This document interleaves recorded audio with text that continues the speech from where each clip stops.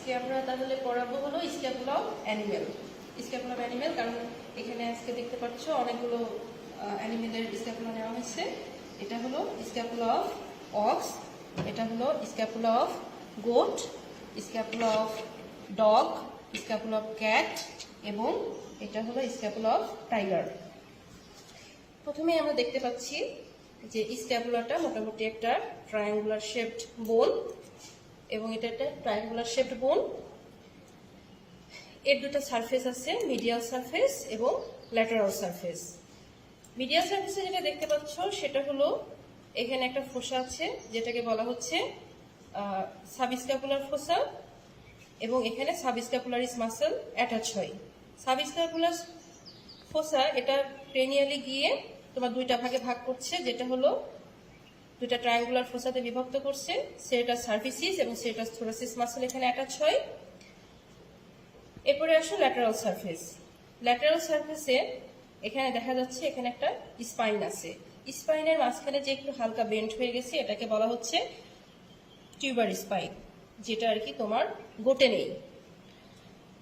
এই lateral surface বা পুরো স্ক্যাপুলা যদি চিন্তা করো তাহলে আমরা দুইটা সারফেস বললাম, এছাড়াও এখানে তিনটা বর্ডার আছে, ডরসাল বর্ডার, অ্যান্টেরিয়র বর্ডার এবং পোস্টেরিয়র বর্ডার।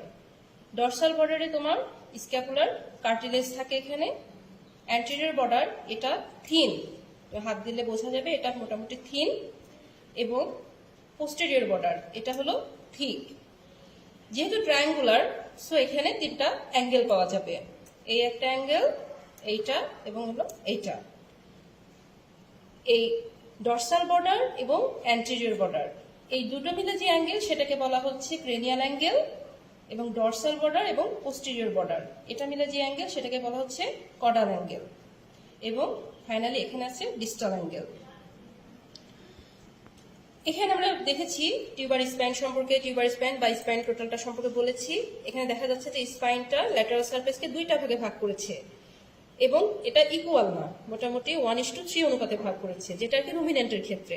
রুমিনেন্টের ক্ষেত্রে দেখা যায় যে এই স্পাইনটা ল্যাটারাল সারফেসকে দুটা ভাগে ভাগ করেছে 1:3-তে। গোটের ক্ষেত্রে আমরা দেখতে পাবো যে ল্যাটারাল সারফেসকে দুইটা ভাগে ভাগ করেছে এবং 1:3-তে।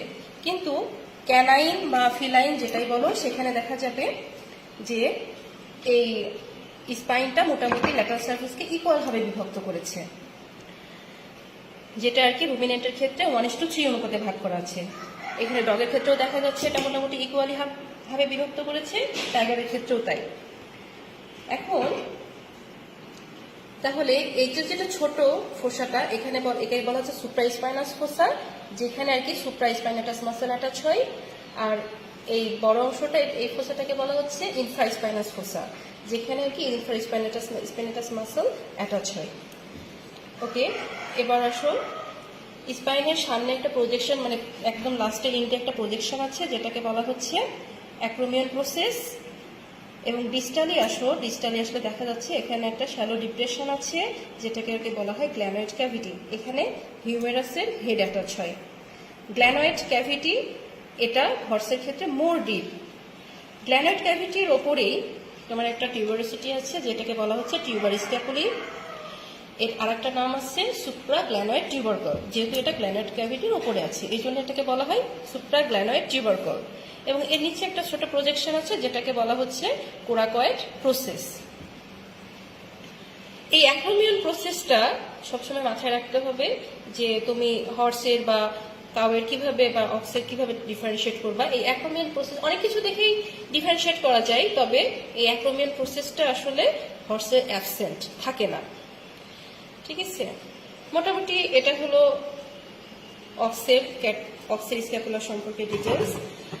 আর এবার আসি গোটের ক্ষেত্রে দেখা যাবে যেখানে টিউবার স্পাইন অ্যাবসেন্ট আছে, যেটা কিন্তু অক্সের ক্ষেত্রে ছিল, টিউবার স্পাইন এখানে নেই। আর এখন প্রশ্ন হলো যে আমরা ডান বা বাম এটা কিভাবে চিনব। চেনার একটা সহজ উপায় হলো তোমার সবসময় মনে রাখতে হবে সুপ্রাস্পাইনাস ফোসা অবশ্যই ক্রেনিয়ালি থাকবে।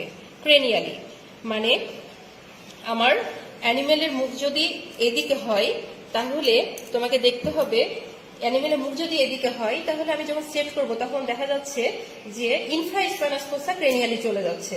তাহলে কি এটা আমার ভুল ধরা হয়েছে। তখন অন্যটা নিয়ে দেখি, অ্যানিমেলের মুখ যদি এদিকে হয় তাহলে দেখা যাবে যে সুপ্রাটা আমার ক্রেনিয়ালি আছে, সো এটা ঠিক আছে, তার মানে এটা লেফট হ্যান্ডের। ঠিক আছে, মানে ফোর লিম্বের লেফট পার্টের এটা স্ক্যাপুলা হবে। এখন প্রশ্ন হলো যে যেটা ক্যানাইন বা ফিলাইন এদের ক্ষেত্রে তো মোটামুটি ইকুয়াল ভাবে বিভক্ত করে, সেক্ষেত্রে আমরা কিভাবে বুঝবো যে সুপ্রা বা ইনফ্রা, এটা দেখে তো ওইভাবে বোঝা খুব একটা সহজ নয়। সেক্ষেত্রে মনে রাখতে হবে যে এই অ্যাক্রোমিয়ন প্রসেসটা ক্রেনিয়ালি থাকবে, সুপ্রাস্পাইনাস ফোসা এবং অ্যাক্রোমিয়ন প্রসেস, ঠিক আছে, এটা ক্রেনিয়ালি থাকবে। তাহলে দেখা যাবে যে এখানে যেহেতু মোটামুটি ইকুয়াল হাফ, তাহলে দেখতে হবে যে এইটা ক্রেনিয়ালি আছে কিনা, তাহলে বোঝা যাচ্ছে এটাও লেফট হ্যান্ডের। ঠিক আছে, ওকে। এবার আসো হলো স্পেশালিটি আছে ফিলাইন স্পেসিসের ক্ষেত্রে, যেটা অন্য কোনো স্পেসিসে নাই, সেটা হলো এই মেটা অ্যাক্রোমিয়ন প্রসেস, যেটা আর কি রুমিনেন্ট বা ইতে নেই, বার্ডে কোথাও নেই মেটা অ্যাক্রোমিয়ন প্রসেস, এটা হলো ফিলাইন স্পেসিসে প্রেজেন্ট। এবার আসি আমরা অ্যানিমেলের দেখালাম, এখন আমরা দেখাবো বার্ডের স্ক্যাপুলা। বার্ডের ক্ষেত্রে দেখো যে এটা হলো স্ক্যাপুলা, কিন্তু এটা মোটামুটি এটা কিন্তু ট্রায়াঙ্গুলার নয়, এটা ইলংগেটেড, এবং এটা পেছনের দিকে এটা হলো একটু ফ্ল্যাট আছে। আর নিচে দেখতে পাচ্ছ এটা ভি শেপড, এটা হলো ক্ল্যাভিকল। হ্যাঁ, এটা হলো খুব সুন্দর ক্ল্যাভিকল, যেটা আর কি রুমিনেন্ট বা অ্যানিমেলে নেই, বার্ডে প্রেজেন্ট। এবং এটা হলো কোরাকয়েড। বার্ডে তিনটা বনই, শোল্ডার গার্ডেলের যে তিনটা বোন, স্ক্যাপুলা, ক্ল্যাভিকল, কোরাকয়েড, তিনটাই খুব ওয়েল ডেভেলপড।